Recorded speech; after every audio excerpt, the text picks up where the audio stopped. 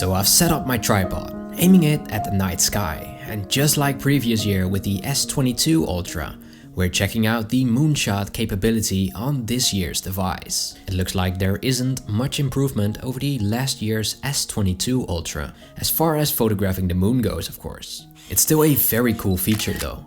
Even though the results aren't stunning, they are still really impressive, especially if you see what the iPhone does with the moon.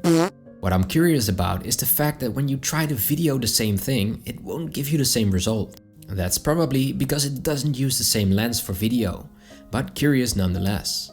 Maybe you guys watching know the answer to that. So everything is filmed with screen recording, to still show the process here. I've also tried the remaster feature, but I didn't like the end result that much. Maybe even worse than the original photo. In my case, it looked very greenish. Of course, you could touch that up with Photoshop if you really want. Now, even though I set this up with a tripod, there was really no need. I mostly did it because I could better show you what I was doing. But it wasn't practical because it's much easier to adjust it handheld than it is with a tripod.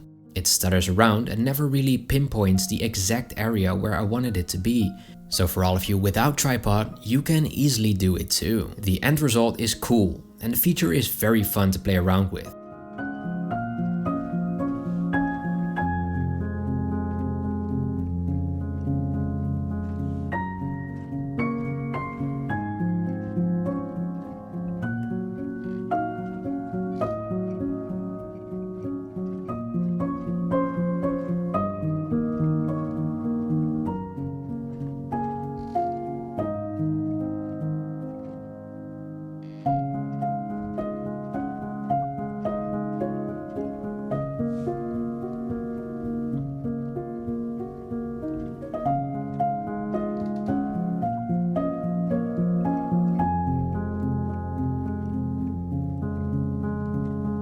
Sadly though, you can't really make a wallpaper out of it as of yet.